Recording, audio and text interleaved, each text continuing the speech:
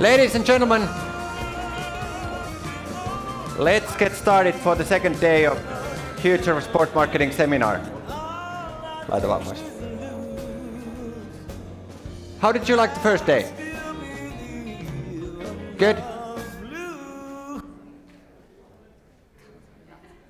Sounds okay.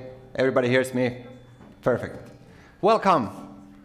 It was what I thought about yesterday. It was full of surprises. I think not too many of you expected all those speakers that we invited over here. I think all of us learned something new, which is something that we are here for. It's about learning new things, getting new expertise, new competencies. And I believe that we are also able to bring some of those for you today. I told you about surprises for this morning and told you to be early. Welcome. Welcome. Well, the first guest that we're going to bring in here, he's a 35 years old guy. Currently he's unemployed. Well, if somebody says he's retired. But in my mind, there are only two better careers in his sports in Finland than he's done in the past 15 years. I would say Jari Litmanen had a pretty good career. I would say Sami Hyypiä had a pretty good career. But in my mind, the third best career in Finnish football history has Petri Pasanen. Welcome.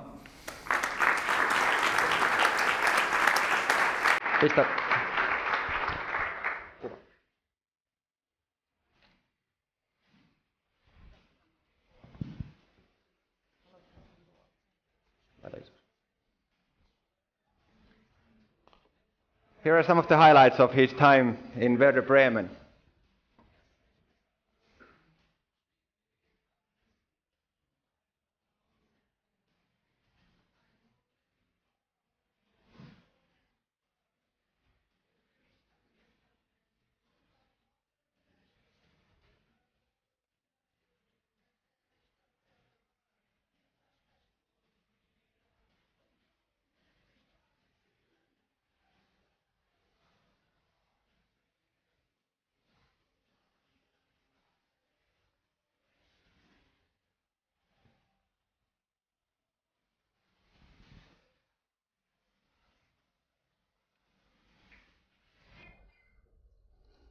You won 8 trophies in your career. What was the best one? Well, first, thank you for having me here. The best, probably the German Cup. We won 2009. Didn't actually play the final, but was a part of the team, and I had a really nice party afterwards. So that's what I've also heard. We actually had one common friend on those parties, and he still keeps on telling about that night. Was there something that you probably wanted to win? You got very close to UEFA Cup winning medal. Was that the biggest thing that you probably wanted to achieve that you didn't, or is there something else? Well, with the same team, we reached the UEFA Cup final 2009. Even playing the final is something special for a Finnish player in my mind. But we lost in the end 2-1. I saw the other guys lifting the trophy. You'd watched as a kid so many times and you were so close, but we missed it. So that was something I wish I had in my CV now, but didn't happen. Yeah. But what it meant to you? You came to finish your career in Lahti, for FC Lahti, where you played for 1.5 years. Did you plan it beforehand that in the end you will always come back home, or? Well, in sports it's difficult to plan really many years ahead. Last 2 years in my professional career I played in Denmark, and in the last year I decided I'd probably like to finish in Lahti where it all started. I was born in Lahti, raised in Lahti, and then I had a chance to sign with Lahti and finish the career. I had a nice last season, nice last match. So for me a little bit fairy tale ending, and couldn't happen any better. I could talk with Peetu over here for ages, just with him, but it's a little bit boring just talking with two of us. So I decided that we could bring another old friend. There's a little background story for this. I was 14 or 15. It was a junior tournament in Tampere in tennis. There was a little bit younger guy than I am. Came against me. I was 2 years older, so I thought that, okay, I've heard good things about him, but he's still a kid. And I win the first set 6-love, and laughing like this. They say that he's good. Well, I beat him 6-love. Then he started to play. I lost 1-6, 1-6. In the end, he ended up being number 13 in the world in this sport. I ended up being number 13 in Finland. So I'm host over here, he's a guest.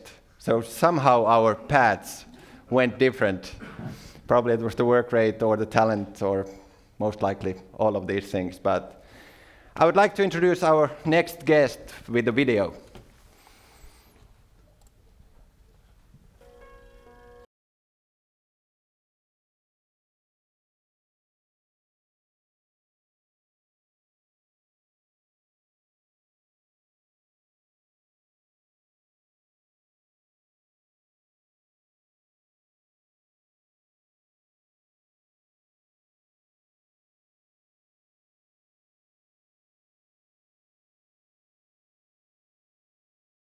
Jarkko Niemisen US Openin voitto junioreiden kaksinpelistä viime syksynä antaa odotuksille katetta.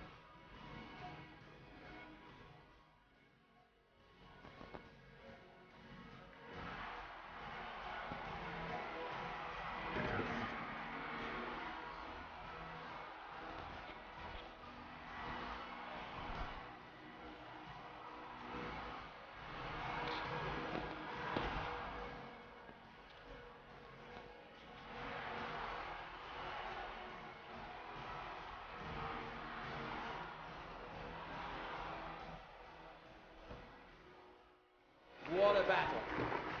After 2 hours and 24 minutes, Nieminen will have the prize of playing Rafael Nadal.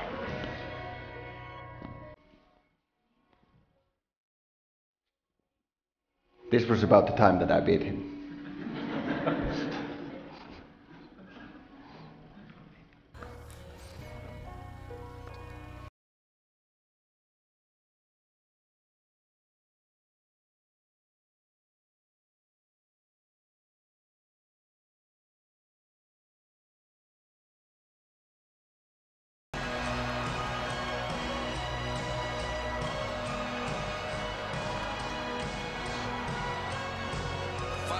Ja peukut pystyyn. Eiköhän tämä riitä tässä. Kaikki tuki nyt jalkoon.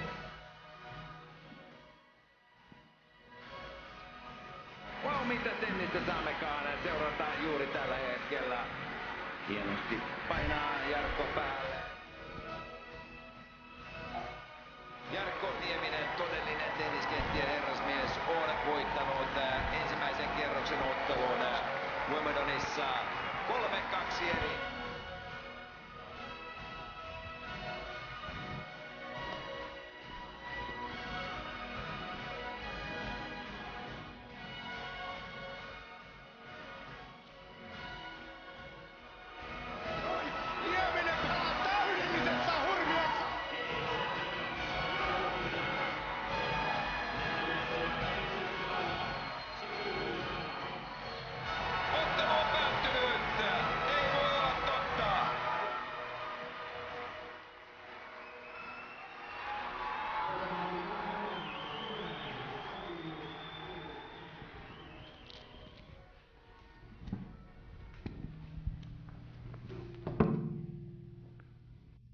Ladies and gentlemen, Jarkko Nieminen.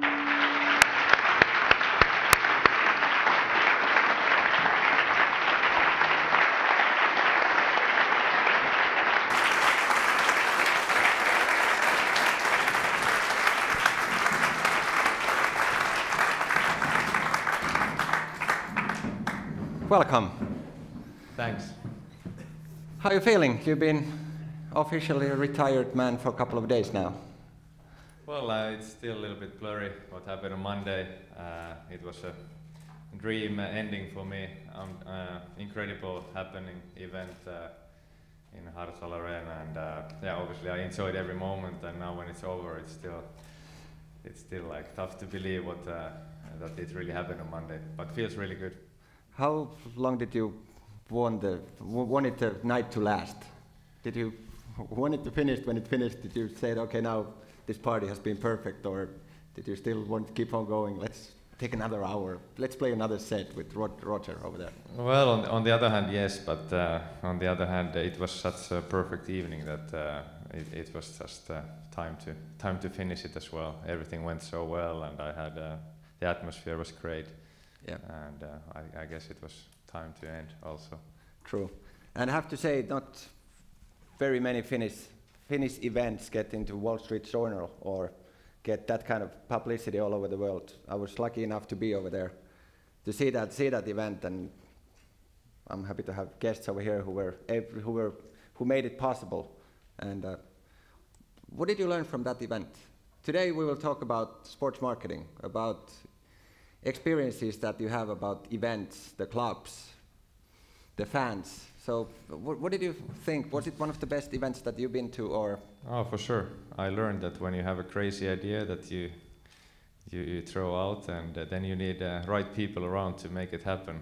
And yeah, thanks to those people, they made it happen incredibly well. I couldn't believe that it's all the details were done so perfectly that I didn't expect that it could go so well. I had this big idea to finish my career in a big way, yeah. and also to create nice experiences, hopefully for many others. And then when the ticket sales were the arena was sold out in 2-3 hours. It was really relieving for me that my idea, finishing big, trying to bring Federer and some other legends to arena, was obviously a good idea also for the other people. So teamwork. Teamwork, yes. Yeah. You've been always. I like these two guests. Other is a top individual athlete. The other has always played for a club. So we hopefully get a lot of different ideas and different experiences over here. But you've been always part of a club. They've been arranging things for you. Now you listen to Jarkko, who had his own dream, so he was able to gather the team around him. What do you think? What has been the best team that you've been to, who's been organizing things best for their employees and players? And you've been playing for Werder Bremen, for Ajax Amsterdam, for Portsmouth, for Red Bull Salzburg, Aarhus, FC Lahti. Which of those clubs you feel most at home? Well, I played most of my career in Germany, in Bremen. Everybody knows the German efficiency. You know, obviously a bigger market in Germany, 80 million people, more money involved. Yeah. But it's I guess how the people are raised, what they're asked to do. You know, everything's organized. You have the schedule, and it happens minute by minute. Yeah. You know what's going to happen, and you know you can really count on those people that those things are going to happen. What we agreed on. So I would say the Germans do it best. So as a player, it was easy to be there because you always knew that these things are under control. They take care of these, and you can just concentrate on what's your. Well, in the top level, you know, all you have to take care of is your own performance, and in the end, that's the only thing that matters. And you know, they set up everything around you. They'll give you what you need to do to have the good performance, and then it's up to you. You know, you can live up to those expectations or not. You've probably seen many who didn't live up to those expectations. What were the difference? Was it probably wasn't about talent, because there are a lot of talented players around the world, but what makes the difference between the very best and the ones who don't quite make it? Well, I gave one of the last few interviews I gave before finishing career, and I was asked the same question, and I said that if you're a kid or a teenager, it's more about the skill. You know, you just do what you've done all your life, and then once, for me, I think the turning point is when you become professional. Maybe Jarkko agrees. Then it's more mental. The mental side grows. Yeah. And then you have to be there every day, every match, knowing that it's the performance. Yeah. You know, you can have a lot of nice people around you, but you have to be able to perform. True, and not get carried away with once you get somewhere. Well, I think I met a lot of players who I thought that, like, wow, you know, that's a good player, you know, he's unbelievably fast, or, you know, he can do things with the ball, you know, I was only maybe dreaming of. But then, you know, he just couldn't take the pressure, yeah. You know, or he had a couple of bad matches, and then he went down, never heard about him again. And then you have guys who are, well, not average as players, but okay, but then, you know, they'll perform, you know, they'll be at the top of the game when needed. True. Same in tennis. There are a lot of talented players, thousands, and all around the world, but only some of them make the top. Do you think it's the same things with tennis players, or what makes you a top 100 player? What makes you a top 30 player? What's the difference between the guys who don't quite make it? Well, I think in the end it's the whole package. Talent is always, people think talent is like, for example, if you talk about tennis, what kind of technique you have, if you have good strokes or not, but I think the talent is also how you are able to work, how you are able to, you also have a mental talent, and they are obviously not mentally the same as the top guys, and in the end the big differences are made inside here, because most of the athletes are in good shape, so you don't make big differences there. True. And the techniques are pretty good, so then it's all on the mental side. I think that's also in working life. Who really want to make it, be the best of their profession, they will make it. There are a lot of people who read a lot, they study a lot, but only some of them still make the best performances. So I think same applies over here. I think the key is to have the will and passion to improve every day. Like, as long as you try to improve every day, then that brings you forward. Yeah. Like when the moment you stop improving, doesn't matter what you do, then comes the limit. Yeah. And I know many coaches, tennis players, physios, when they stopped working, then they suddenly, if you talk about tennis players, then the ranking starts to go down.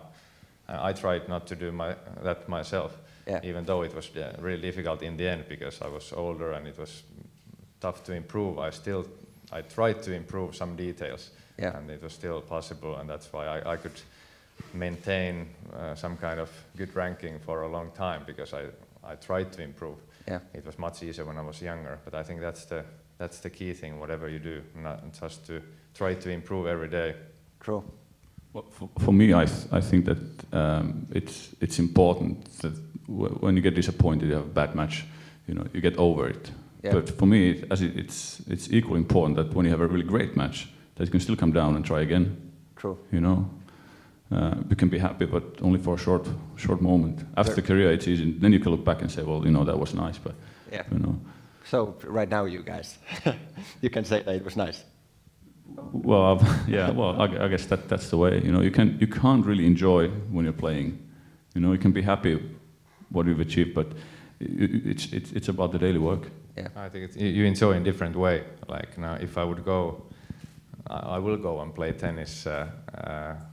Actually, in a couple of hours. I think I will enjoy just hitting the ball in a different way, because there's no need to analyze my strokes anymore, like the way I did before. There was always next tournament coming up. If not next week, then in 2 weeks. Yeah. Then I have to be in top shape, otherwise I don't succeed. Yeah. You said a couple of words that came up here yesterday quite a few times. First was passion. To be the best, you have to be passionate about what you do. You have to have competencies over there, but you need to be passionate if you want to be the best. And the other one was continuous learning. I'm happy we have adults, people in this room, hopefully watching the stream over there. Hello also for you. But it's about lifelong learning. Our skills today are old tomorrow, because someone else will do it, figure out new way to do things better, more cost-efficient way, funnier way, and so on. So I think I'm very happy that people over here spend time off from their work and come over here and probably, hopefully learn a couple of things from these 2 days and bring it back to their work on Monday. But let's talk about fans. You both were very liked from your clubs. You always had a very good communication with your fans. How important were the fans for you during your career? How much you thought about them? Well, football is a big sport. You know, a lot of people follow football, follow teams, follow players. You cannot not think fans. Yeah. It's also an issue how's your own personality. You know, it's for somebody it's okay. For somebody it's more natural to take more distance. Somebody takes people more close, and that's okay. You know, you are what you are, but what you need to show is to respect. Yeah. You know, I always thought that if a small kid came to me and asked an autograph, maybe the moment lasted for 5 seconds, 20 seconds, but I always thought that the kid is happy with the autograph or the picture he wants to take, but I always try to look in the eye of the little kid and say that, you know, there was a time I was like you. I was once a small boy and asked for an autograph, and now I'm here, so yeah. It's possible. So you need to make that small contact with the fans also, you know. Yeah. We had last year, marketing director of Everton, Richard Kenyon, was over here and he invited me to visit the club last year. And after the game, I went to see when the players came out from the stadium, and there were dozens of fans waiting for them 2 hours after match to get the autograph. And every single player that stopped, people took photos, talked good about them. Then were a couple of so-called star players who just walked by. And immediately, people started tweeting and putting on their social media that what an asshole. He didn't even stop for us, we've been waiting over here. So you get the response pretty quickly, how you act. I guess nowadays, because of social media, there is more pressure to be there. That's also true. Yeah. But I guess for me it was more, as in getting older, seeing more and more people, you understood the significance of fans, and you thought that they're really important. Yeah. What about Jarkko? Yeah, same thing. I was also a small kid myself, collecting autographs from some tennis players, and it's. I mean, if you ignore one or two, it's like the kids, especially the kids, they will always remember that. And like you said, it takes 30 seconds to make them happy for a week, for weeks or a year. And in the end, the fans are the ones who make it possible that we have a job. I mean, soccer was your hobby, tennis was mine, and then it became our hobby, our job. Yeah. And that's only because of the fans. True. I mean, I'm not writing autographs because I think about money. That okay, this guy, but that's why. You have to realize that. I have to realize that's why I'm able to do what I do or what I did, because the fans are buying the tickets to come and watch the game or soccer or whatever sport. Yeah. And it's good to remember that sponsors are there because of the fans. If nobody follows sports, there are no sponsors. Exactly. So everything starts from the fans. And more crowd, more sponsors. Yeah, exactly. As we already said, you played for big clubs they have millions of fans globally. As a player, and I don't know how much you followed the marketing department during your playing careers, probably not too much. No. No. But how organized it was? How well the club organized different events that you meet fans? You told me a story about your time in Bremen, that you went to someone's home. Yeah. Well, the first question there are, I guess, more bigger the organization, more people working for the marketing. You know. Yeah. Play for Red Bull. You know, where basically marketing is the thing, and then comes the sports. You know. But yeah, the story we were in Bremen was my first year, I guess 2004, and Christmas time was there. And Werder Bremen has a lot of fan clubs throughout Germany, or I guess worldwide. And that time it was a tradition, they would draw some fan clubs, and then players would be sent to those fan clubs for the Christmas party for a few hours. And you know, I was the first year, and I had a Swiss guy next to me, and I was his partner for that. He had an address, and drive there and be 3 hours and go home. I said okay, and we thought it's like a stadium or a restaurant or something. And in the end, the navigation said that you reached your destination, and it was just a normal street. And I thought okay. Went for the doorbell into somebody's home. They put us sitting on the couch in the living room. Neighbors came, kids came, grandmothers came, and asked how are you, And I thought, well, this is different. But that's more the club. It really is a sympathetic club in Germany. One of the values is that people or they have close access to the players. Yeah. It's bigger than individual persons working for the club. Yeah. People change, but that strategy doesn't. Yeah. And nowadays it's a bit different. They invite 100 clubs to the stadium, and every fan club of those 100 gets to send, I think, 6 players, and they get one table, and they get food, they get drink, and then they get one player or coach who has to spend 1 hour time in the table, have a discussion, ask questions. So it's managed. Yeah, the club take care of that. We meet the fans as well, so it's very in their strategy. It's really organized. It's controlled, but it's important that the fan clubs know how it's done. Nobody comes there they're drunk or anything. They show the respect for the players also. So then it can happen also next year. Very good. What about the ATP Tour? ATP, which is Players Professional Organization, they organize every week 1 or 2 activities for the fans or for the tournament, mostly for the fans. So you kind of you have to do it, but I'm sure 99% of the players are very happy to do it. Yeah. And there's so many different things.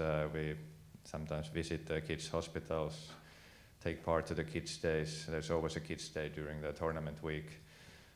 Autograph sessions, or some small things, some bigger things, and it's many different things. But there's every week there is things that players do. And the ATP Tour, it's like a circus going to town. It's 1 week in one place, so take full advantage of that week in that city. So it has to be organized well during that time. You are both, I don't know, I say this in a very positive way. You are old-fashioned guys. You did the talking on field rather than on social media, or neither of you has a Facebook profile now. Not personal, no. No, you have your teams as well. But what do you think? You were very liked. Did that have something to do with it, that you were not bragging with your highlight videos online, getting millions of followers on Twitter or whatever? Why did you decide to be just so closed that you didn't open your world? You didn't invite Seiska to your couch at home to show your cribs. So that must only have now been after the career. Yeah. Yeah. Putting the baby on a cover. Congratulations, by the way.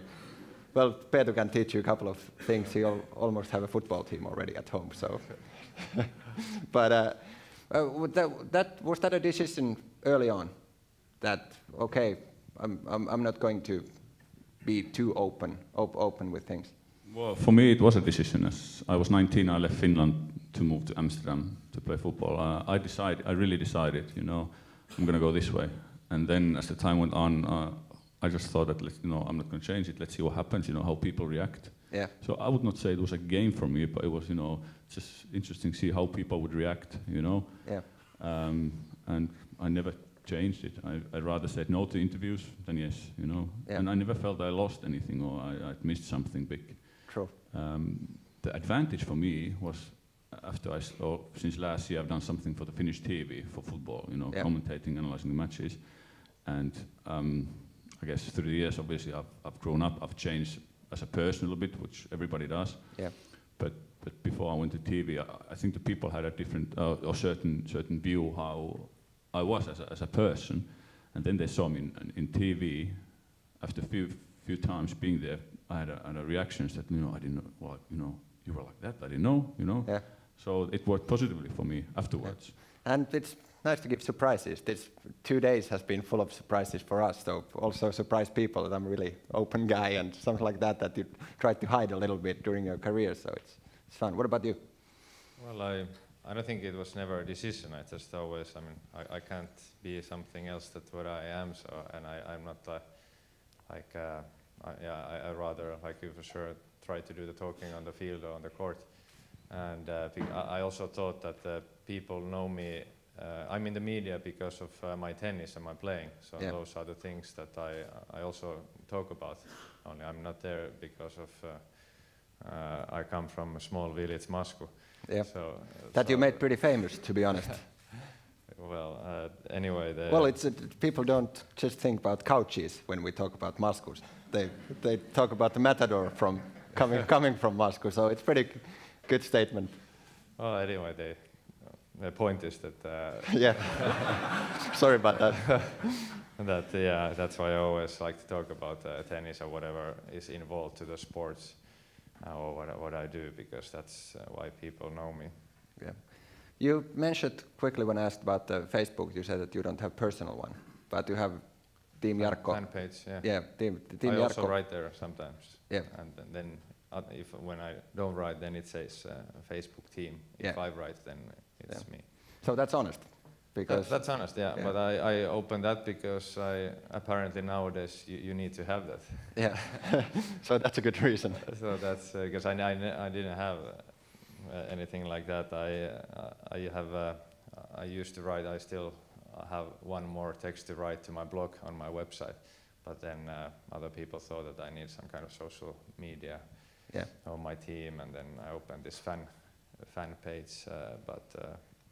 Yeah, that's more because you need it nowadays, and I guess some fans or people who follow me, they appreciate that, hopefully. What kind of expertise you have in your team? You've had manager for years. What else kind of expertise you have in that team, Jarkko, that's been helping you during your career? It's a very small team. Of course, family, the most important from the start. Then different coaches throughout the years, different physios. Now I have had same physiotherapist for 11 years, Jarmo Ahonen, but otherwise, it's a very small team. I never had a big team, but all those people obviously helped, and want to thank them, all of them. But it's mostly a tennis coach and a physio. Yeah. What about you? You worked for a club, but you must have had also a close group of people that helped you during your career. Agent, probably someone taking care of running things and so on, besides wife, of course, who's been working pretty hard during these years. But what kind of team has helped you, especially early in your career, to reach your goal? Who were the guys that, when you were making your first official professional contracts, and those that were guiding you a little bit? I was 18. I signed a contract with an agent company, a Finnish company, which in a way helped me more negotiating contracts, not getting me abroad. I guess how I performed on pitch helped me basically get abroad. Not that somebody said that by this guy. True. And then after a couple of years playing Holland, I changed to a Dutch agent company, which helped me throughout my career, and through them I would get any contacts I need. If I need to get contact with some person or some whatever legal help, it was through them. And in Finland I had a guy for media. If there were any interview requests or if somebody wanted to reach me, it was always through him. Yeah. So once again, kind of a teamwork at least, even though a small team. We did forgot of course, the manager. I had all so different, but that's important. I've always felt it's extremely important. Even though I'm not playing for the team, I don't make deals to some team, but all this other stuff that I could, the manager always took care of, so I could always just concentrate on playing. We will soon go to sponsorships and those things, but we did a little questionnaire or survey for you guys when we sent some information about this event. And we asked about the image profile of 3 different Finnish athletes. And let me check if I hopefully get it somehow to work also over here.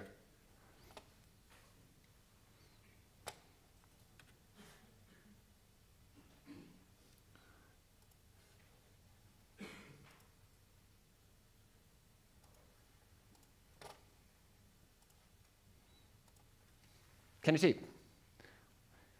So there were questions about Jarkko Nieminen, Kaisa Mäkäräinen and Mikko Ilonen about how there's 55 or so of guests from this room answered to that survey. It's a little bit small and colors are probably not the best chosen for this place, but you are blue on this graph. So the things that were related to you most, that people felt you are like as a person and as an athlete, were polite, healthy, honest, pleasant, and international. Do you think that with your communication with media and with your fans, those give a right picture of you that people have? Well, first of all, I would like to have the trendy line longer, but yeah, I thought that too. Well, you came to Facebook because you had to, so. Yeah, that's true.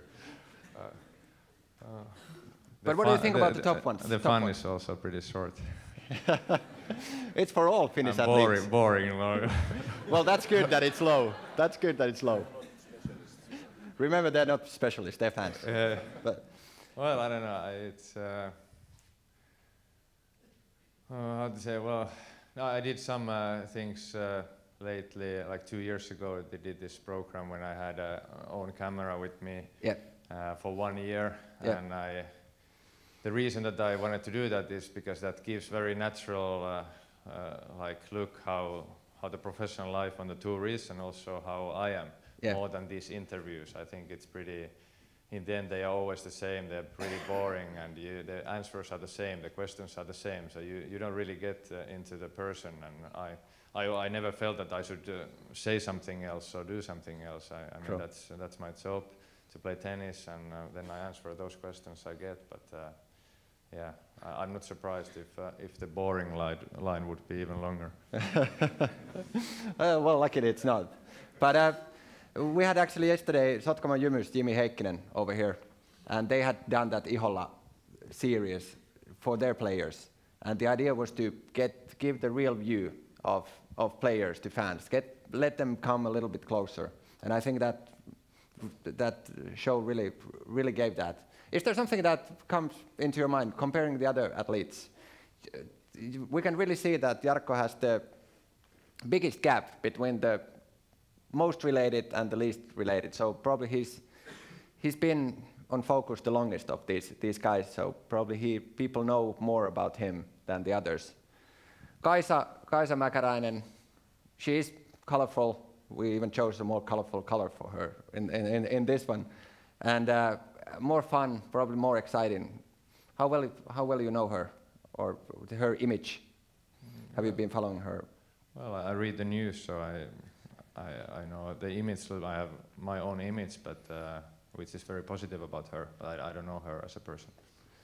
What about you? Did the clubs ever do any kind of image profiling or surveys that they were looking for something from their players? What kind of image different players have and so on? Well, I think they must have done, but we never got any info. Why? I guess they felt it was not important. Yeah. I think in those organizations for sure there's so much money involved that they must have done research. What people want, what do they see, what should be changed. Yeah. Well, just that's a very quick, only responses from 55 people. I think pretty interesting, just to find out what people really think that the athletes are. What about the sponsors? You've had a couple of sponsors that have been with you for years. How much you cooperate with them personally? Do you go to their events a lot, or is it more a visibility that? It's more. It's depending on a sponsor how they use the athlete. Some are more active and some are very passive. Even though in the contract it says that they can use the athlete whatever five times a year for different events or photo shoots, whatever. But sometimes they don't use those, and sometimes they would like to do even more. So it's really how the company, how active they are with the athlete. If, of they, course if the athlete is boring, then they don't. Maybe they don't want to use at all. Damn, we are giving money to that guy and he's boring. It's not fair to compare different sponsors, but what do you think was the most active and were using you the most, and you had most events with them, or that? Who do you think was the most active of your partners? Tough to say which was most active. Fazer was the first like big sponsor when I was young. Yeah. And obviously really important because those that made it possible that I could hire a coach and so on. Yeah. And later the cooperation is different when if the athlete is well known, then it's kind of different kind of type of cooperation. But they were pretty active. It was nice cooperation for many years. Also Finnair, Nokia. Not a bad Finnish companies to be with. No, great companies. What about you? You already said that you played for a club that was only about marketing and then was football, the Red Bull Salzburg. Tell me something about their ways of marketing their brand and their sport. You told me a funny story about the event at school, or that you had to go. Well, they really put a lot of time and effort marketing those products. Yeah. Small example, if you played and you were substituted out, you think that the kit manager comes with a water bottle. Yeah. If you come off the pitch, well, no, it's Red Bull. And not the normal size you see in shops. They made a special size, So More visibility on TV. TV. A little bit more visibility, Yeah. I had once I had to go to a school for kids from the first class to fifth classes in small kids, and they gave me a table and chair end of a corridor, and they say, "See here, they're going to come in a few minutes. They're going to put a line, and then ask an autograph or picture. Do your thing." I said, "No problem." That's a normal procedure. Yeah.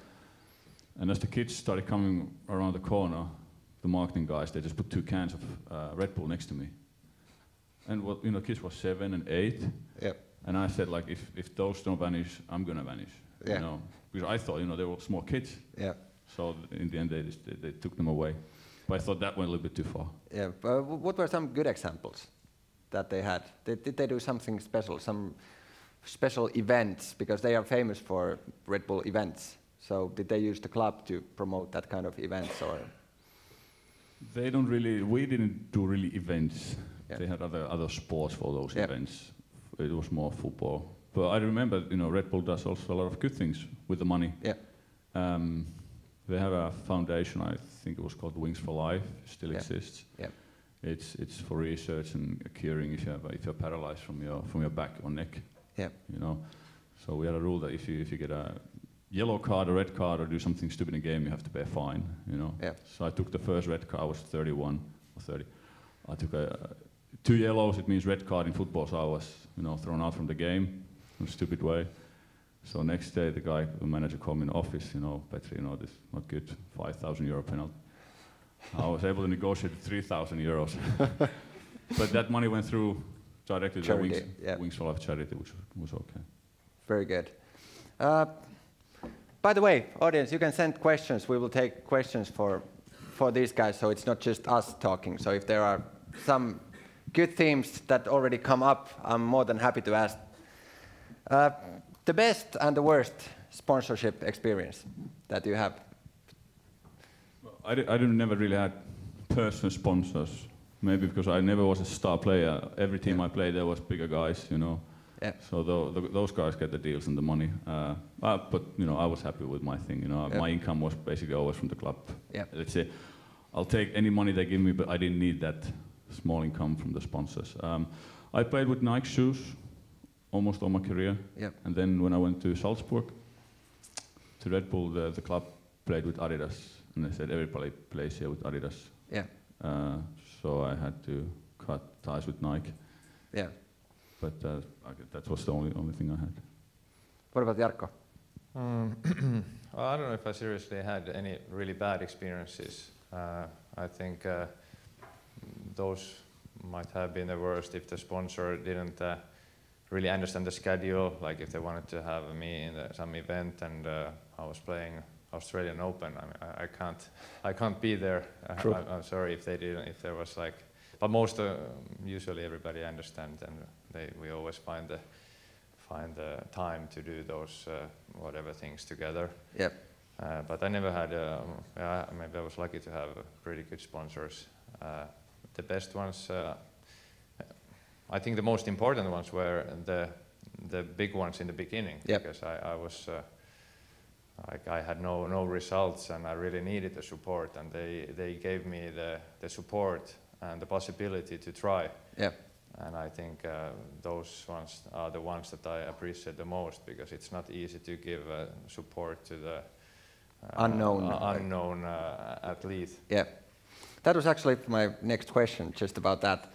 What do you think, how young Finnish athletes that don't make millions that you guys ended up making, that they have to finalize? Tennis is pretty expensive sport to travel around the world to play for tournaments and wish for prize money that you can buy tickets to come back home.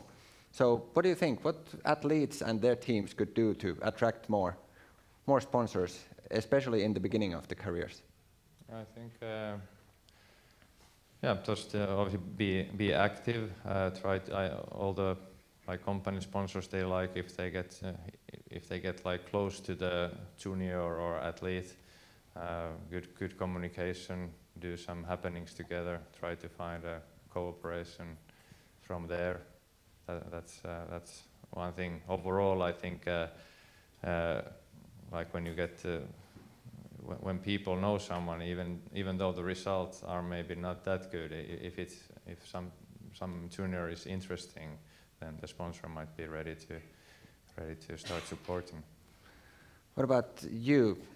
A little bit different question, but in the clubs that you played with, there were always the star players that probably the most sponsors wanted to use in their events. But nowadays, young athletes, they want to be stars themselves already, even though their results or performances are not yet in the star level. What kind of lessons you would give to that kind, the young up and rising athletes, to market themselves, or just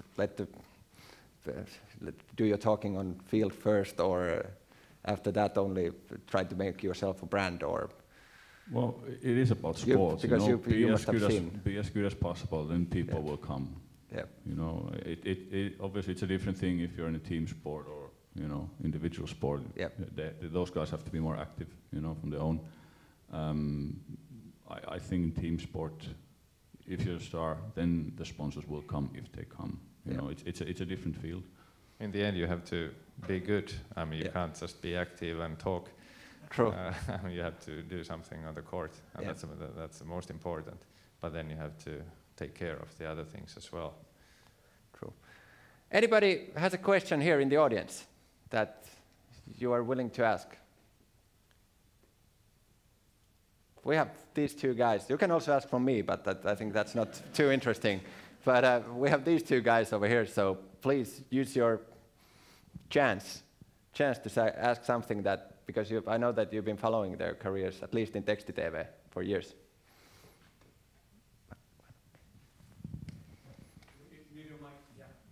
Yeah.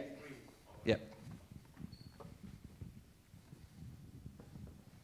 Hello, Juha Saukkonen from Jyväskylän ammattikorkeakoulu. Congratulations for great careers. It was great fun talking with some Swedish colleagues, and they said, well, Jarkko has been beating us lately, and I always said, and he hasn't used his right hand yet. So that's still to come.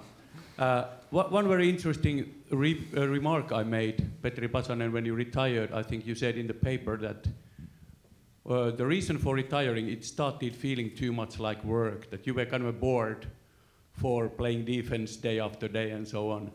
Obviously, in a career, there are moments like that it's like another day in the office. But we don't want to see that. We want to hear and see heroes doing heroic things on the field. Did you actively have to do something to kind of remember that, hey, there are fans who see me as a hero. I cannot be just, a guy with the normal days when I'm... What did you do when you had moments, or periods like that, that hey, this is a bit, I'm tired. What is the kind of a way of coping with that and getting back to the hero level again? I guess the one thing is that that's the difference between hobby and your profession. You have a contract, you have paid, you have to be there. You know, the club doesn't ask how do you feel. You know, as anybody who works in a company, you have to work because you know it's your job. I have to be here today. Pretty boring. Yeah. I guess then it's the mental side, you know. Then it's asking yourself, how much do you really want it? You know, do you want to survive in the world? You know, you have to realize, you know, do I still want to be here? Am I still ready to sacrifice those things? For me, in the end of the career, or the last 2 years, it was that I was not able. I didn't want to pay the price anymore. You know, put all the time for sleeping well, eating well, preparing for the matches. You know, that's what I meant when I said I've had enough. You know, I didn't want to pay the price anymore, and you know, and I think regarding not in football, doesn't matter what the level is. If you play here or if you play here, you know, you have to be at your best basically every time. You know, in the end, I didn't want to do it anymore. You know. And the competition, it's so hard that you know if you are not giving your best every day, there are guys behind the door knocking on the door and banging there to come and take your place if you're not up to it every day. Well, you know, if you've performed in past, you know, you have some credit. You know, you can have a few bad games. That's okay. You know, people say, you know, it's okay. You know, maybe he has a bad time, but sometimes that also runs out, that credit. Yeah, and pretty quickly in today's world. Yeah, that's true. Especially if you play as a professional there. Yeah. A lot of players coming from South America, Africa. You know, yeah. I think for kids or young people nowadays, it's more difficult than 15 years ago when I left to make the career in Europe. Yeah. That's a funny thing. We started a cooperation with Chinese university a couple of months ago that we're teaching them sport management over there.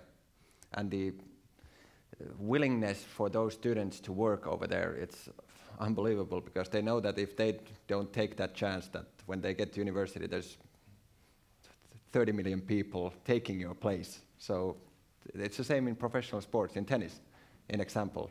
If you don't play well, you get a little bit tired. There are guys coming from all over the place that are willing to beat you and take your place on tour. How did you feel about that, getting up every day and don't show your home person that is a little bit tired and sleeping on a couch and probably even having chips and Coke at a time because you needed to be the superstar. People had that image of you. So, well, I don't think myself as a superstar. In the end, you just try to be better and compete.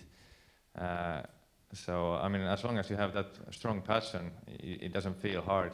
I mean, of course, there's days that you struggle and very difficult disappointments. But if you have that passion, still have the passion, then you're ready to do whatever it takes to try to be better. And I also started to lose a little bit that passion. I started to very similar what you said. In the end, I don't want to pay the price of traveling 35, 40 weeks every year. It has been so much fun. And the main thing, so much fun until this year. Yeah. And I felt that if I would keep going next year, I wouldn't enjoy anymore. And then I don't want to do it. I mean, I try to enjoy what I do. And if I don't enjoy playing professional tennis, I obviously don't perform well. I'm not ready to work as hard anymore. Then I start losing a lot. True. And that's not fun. And that's not fun. Yeah. That everybody knows losing is not fun. So in the end, it just started to feel like it's better to do something else. And you were both able to quit healthy, after a very great career and with a very good condition in any way. So that's pretty happy situation for anyone. I think every athlete hopes that they can finish in their own terms and healthy, and that's really great if you are able to do that. And you were able to do very your own terms with the final night event with the Apocalyptica in the last event. So that's a pretty nice situation. This will lead this next question that's come from Twitter will lead us to our next thing. Question for Jarkko. Have you given guidance or how much you talk with Patrick Niklas Salminen or other young Finnish tennis players that are willing to go to the top? How much you've guided them, like in not on court, but about life and the sacrifices and the what? A little bit, not as much as I would have liked to, but I have been not so much present here. Yeah. Always when I'm in Finland, I live in Helsinki and I practice in the academy. I practiced a lot with the older boys, and those are the ones who are like there's two boys who are 18. Other one is Patrick. Yeah. Other one is Eera. And then I have tried to be a little bit like a mentor for those, and that's maybe something that I could do for the young girls and boys in the future.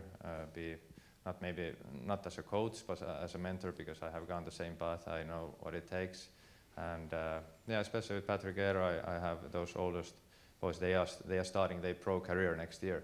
Yeah.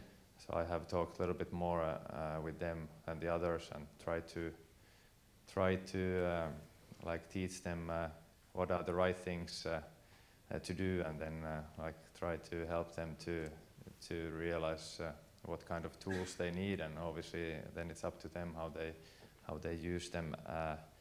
But I think if they can realize what are the right things to do when they're young, then they have a very good chance to make it. My last coach, Jan de Witt from Germany, was he actually, even though I have played for a long time, and it's pretty like naive to say like, okay, do the right things, but I actually just realized when I got close to 30 what are the right things for me to do as a tennis player.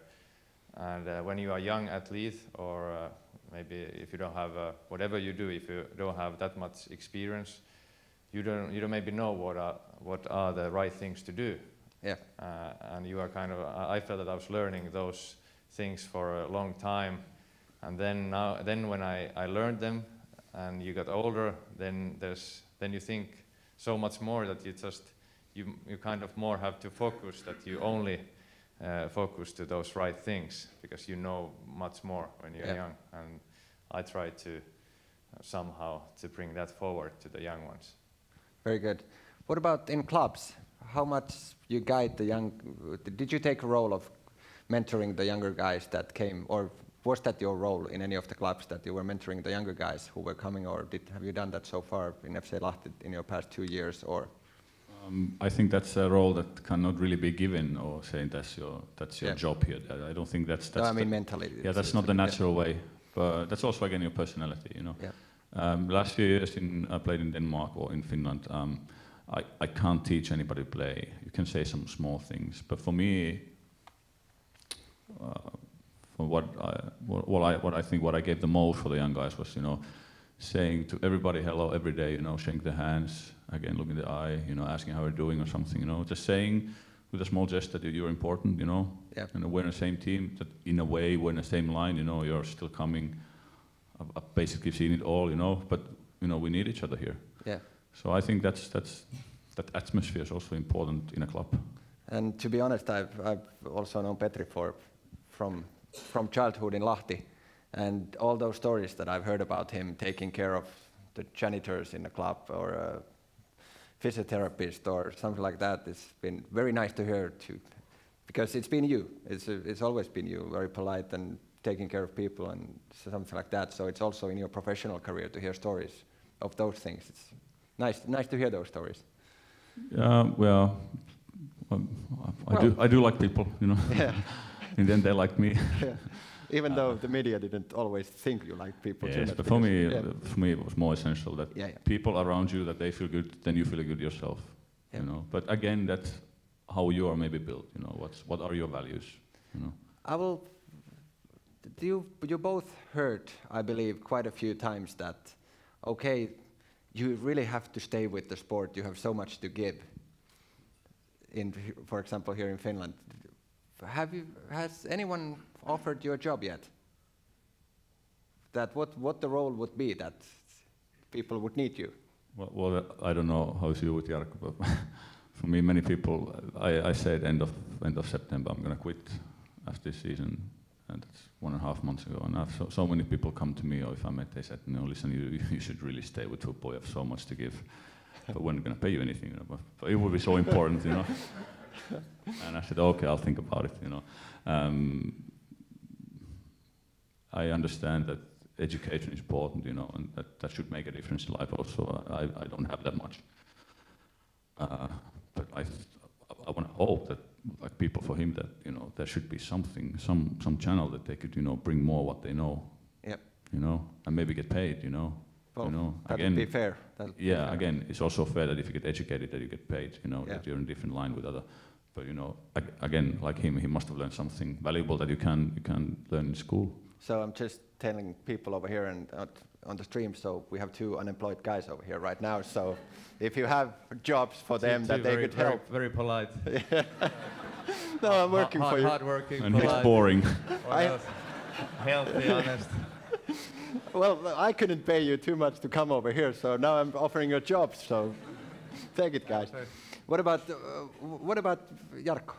You probably also heard about. Well, you have your academy already. That's one way to give back or share the knowledge that you have. But what do you think? Have people offered you already a role on somewhere? We have federation guys over here from Tennis Federation in this room today. But have you been offered either from Finland or abroad? Some ideas, but not. I mean, I just stopped basically a couple of days ago. Yeah. So I'm not hurrying you anyway, but you guys will have to do something to get a job. I'm not blaming anyone that I haven't got so many phone calls yet. Yeah. Played the last tournament 2 weeks ago, so yeah, some people. Well, I heard this that I should stay in tennis and these kind of things, but yeah, it's pretty recent, so we'll see. Well, I think this has been going pretty well, so I'm inviting you again for my lectures, so there's one job at least for you guys. But what about the academy? How important that is for you? Well, it's important that it's running well. It's also nice that now when I quit, it's basically, I think it's also like opportunity for me if I want to do something there or not, or how much. It's like basically it's a lot up to me how much I want to be involved, and I want to be involved, but I don't know yet in which way. Yep.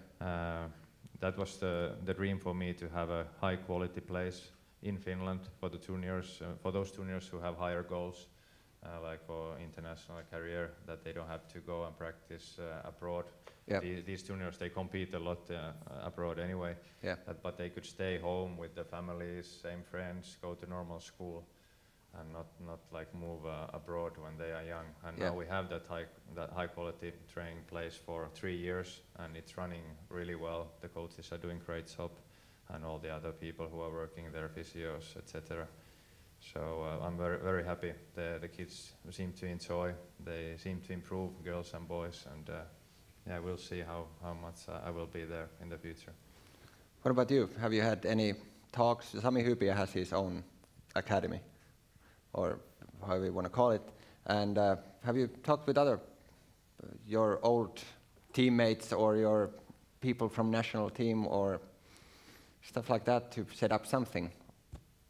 Is that an option, or should people from different sports to have something in common to make it even easier to share the knowledge and as you said, probably even get some kind of compensation for that? Well, we're a small country, you know. Yeah. I guess he knows everybody in Finnish tennis. I know a lot of people in Finnish football, so I'd imagine there is something. If I really choose to do that, or if I want to do something, I think I'd find something. You know, I don't doubt that. Yeah. But I've also said publicly that I'm not sure if or what I want to do. You know, that's maybe a reason. No job offers yet, but yes, yeah, I've kept up the contacts, you know, yeah. Not here, but also abroad, because I've met a lot of people in different positions, you know, old people I used to play with, they're already working in different clubs, you know, so yeah. I'm happy with the network I'm having at the moment, and it's rising, or it's getting bigger. Very good. What about, you come from individual sport of tennis, one of the biggest sports in the world. You come from team sport of football, the biggest sport in the world. What could you learn from each other? What could tennis teach football, especially, for example, here in Finland? is there something that you've seen that, well, we are doing this pretty well in tennis side, whether in sports or off the field, that you really think that some other, your sport should be proud of something? Well, I don't know if I can say 1 or 2 or 5 things, because I also don't know how things are done in football. Yeah. But I think it could be advantage if the sports would communicate with each others and do some kind of cooperation, especially in a small country. Yeah. But I can't say how they do at the moment or what they could learn or we could learn.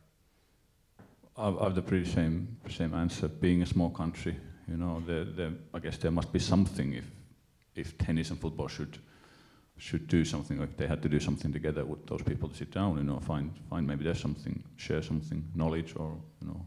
Know-how, because there is a lot of know-how in Finland, but too often it's just local or just in that specific sport. So. Well, one thing like him with that career, with that experience, being a sportsman, you know, for sure, telling his story to football players, they would pick up something up. Absolutely, absolutely. In the recent interviews, you both said that what you take most out of your career is people that you met during your careers. If I've read the papers correctly, or if they have written the right things over there that you've said. But both of you have said that it's the people that you worked with in the past 15, 20 years. What people dream about playing in big stages, and then you guys come back here, then, oh, it was the people. For me, true, you dream playing big stadiums, you play for 80,000, 100,000 people. You play once, you play 5 times, 10 times, and then seen it, done it. In a way, it's like that, yeah. You know. Still would do it again, it's a great feeling, but that's it, you know. And then people stay for life, yeah. You know, it's something you can't buy with money. I guess we're all the same here. Very much. And you? Yeah, I think for me it's not about the wins and the losses. It's about the experiences. For example, last Monday, it's not about the match of winning or losing. Okay, it was an exhibition anyway, but it's the experience, and yep. It's only because thanks to tennis that I could experience this. When I was a little kid playing tennis, I could never imagine that I could play tennis. That Teemu Selänen would play tennis. Oh, I was watching Teemu Selänen play ice hockey, yep. And then I went outside and played hockey on the street, being Teemu Selänen, and then I played doubles with him. So it's meeting different people, seeing different cultures, learning so much about myself. I think those are the values that are the most important in the end, and it's like the trip that I have done. Thanks to tennis, it has been great. I saw 61 different countries only because of tennis. Obviously 61 different cultures, met different great people, different people. Learned a lot from. Also gave all this gave different values to me about life, the world in general, everything. Well, that leads to next question that I planned beforehand. You said that you went outside and wanted to be like Teemu Selänen, shooting pucks outside. Well, the biggest problem or the issue that we have to solve in sports marketing is to how to market sports, how to get people active again, how to get kids out to be active, not just play video games or sit on a couch or be inactive. Well, what do you think? What would be a good way to promote sports and get the kids back out, play outdoor games again? You start. Well, you have kids. I have some kids, yeah. How you make sure that they are active? I'm there myself, you know. I tell them let's go. Yeah. I guess a small kid doesn't understand why I should go out, you know, why should I go out, you know. Yeah. Kids move because they like to move, but as a parent or as an adult, that's a major thing, you know. Encourage them to yourself, you know, put effort, put money into it. Yeah. That's the society today. And make it fun, because kids do things that are fun. Yeah, I think small kids only do it for fun. Yeah. It later changes, and then you understand. I think it's all about making it fun and interesting. And when you are young, if you get used to do something, if you read books when you're a little kid, you're gonna always read books. If you do sports or if you're active, you most likely you're gonna stay active the rest of your life, or at least for a long time. Yeah. If you make sport fun, with there's fun and interesting at schools, different happenings, market, sports, being active.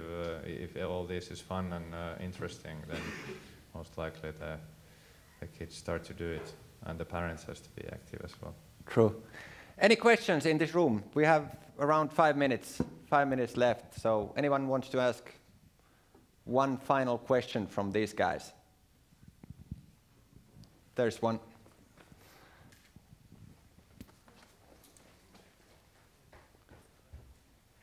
He's pretty fast. Yeah. Active parents. Yeah. Thanks for the sprint. Jarkko Nieminen from International Ice Hockey Federation. I wanted to ask the unromantic question, which is money. So let's say you're a young athlete starting a career.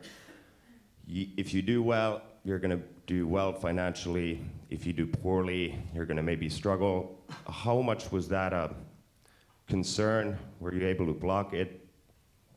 How did that go? The financial risk of you putting talked about the everything on mental sport. side and performance and being a better athlete, but at the same time, that's how you make your living? Did that bother you? Do you mean before I came professional or during the career? Both. Well, before, when there were no money, it was not an issue, obviously. No money, no problem. My parents paid. I guess once you start earning, then you realize that you can make the money. But it's for me it was not the issue. It's still the sports, because that's you live or die through your performances. So it's quite simple. Once you start that money guiding the decisions or your performance, then it's the end. And it happens to many people. I've seen it also. You can have that one nice contract, and if you quit performing, then that will be a final. True. So I guess the smart guys learn, observing around what's happening. They learn, they see, and make the right conclusions. Yeah, I never thought about money when I was young. Even I never played for the money. It's like, of course, everybody likes to get paid what they do, but it was never motivation for me. Especially when I was young, I had no idea about what I will get if I get there or win. Or even until today, I got so often questions from journalists like, "Okay, now you made quarterfinals in Grand Slam. How much did you get?" And I had no idea. I knew exactly how many ranking points I got. I know about what it takes me in the ranking. I had no idea about the money. But it's not that I don't care about money, but it's not the motivation. And especially when I was young, it's just a passion for the sport. You want to be better. Very good. One last question.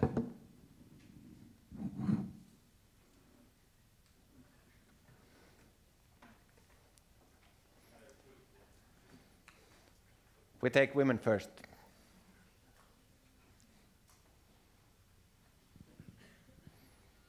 When you were younger and you were still on the way to the top, did you have any moments that you really wanted to quit and just get rid of the sports? And how did you get through it, if you had the moments?